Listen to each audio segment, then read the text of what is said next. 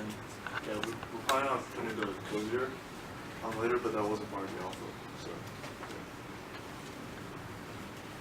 Sorry, this part. The sound monitoring, we have a basic microphone. We connect with the Olympus ME2, ME52, a sound isolation microphone, unidirectional, usually used for speaking into, but we can also make it work for our purposes. Through an audio jack here, we found out through testing that the microphone itself is not preamplified and had around 50 millivolts native voltages coming out of it. So we have a basic differential amplifier here that will give us 10 volts of gain, 10 gain basically, and we, with interchangeable resistors, can change that very easily in our tests.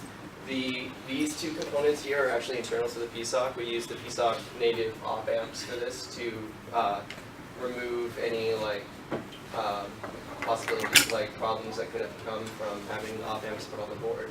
And all that amplified output goes into the SAR ADC. From there, UR, and we can do whatever we want with it. Take the power.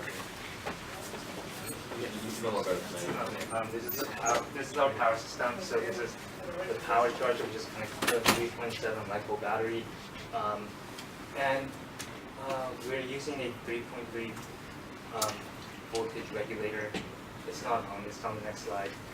But basically, all our sensors and the software runs on 3.3 volts, so that's convenient to us, I guess. And we have the USB connector for charging over there, which can be used for like standard cell phone charges as well. And this is a voltage regulator, like I said earlier, very standard. You get 3.3 volts out because it's a fixed voltage. Okay, so here's a look at our audio system. Originally, we thought this thing wouldn't need an external power supply, and it doesn't, but it's an electric condenser, which means that it's going to require a pull-up resistor for the signal to come out. But the benefits of that is there's negligible current draw when it's just on standby. And so we measured during data transmission, and we got 5 milliamps of current. This is the circuit that we used in our test setup, and it'll be implemented on the beta board. And here's the specs for our temperature humidity sensor. It's pretty straightforward. This is the one that we used last quarter as well. 3.3 operating voltage to try to keep everything standard across the board, and it's relatively low power. Okay, so here's all the good stuff we're going to put on our beta version. We're going to switch into PSOC 5. It's going to be nice for our audio to have adjustable gain so we can get it right within the range of the ADC. We also want to be doing some signal processing, so we're looking to upgrade to PSOC 5 so we can do the frequency shift keying a little bit easier. We're going to be adding the CO2 sensor. We already have it in our test setup, but it's not on the board yet. And we're also going to be adding an ambient light sensor to monitor the light conditions inside of the enclosures.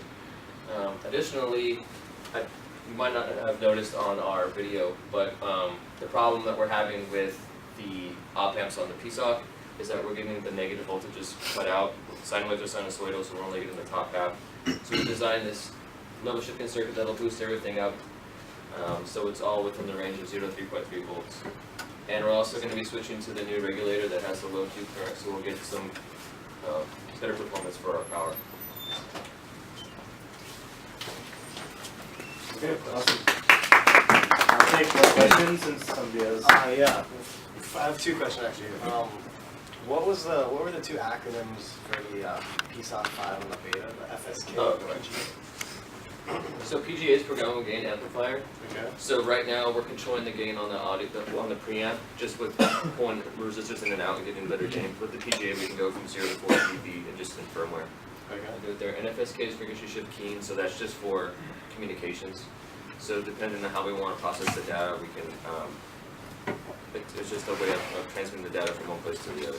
Okay. And then my second question was how, like, if you want to send an alert, like for excessive barking, how are you going to detect excessive barking? So that's not on our current system yet, but we're trying to do it with the threshold level. So if it's with our state machine as it has it right now, we're just going to collect maybe 10 seconds of data every minute or every 10 minutes or something. But if there's a lot of barking, like average it over to 10 seconds or something? And just in that case, but then if there's excessive barking, then we're going to time that threshold.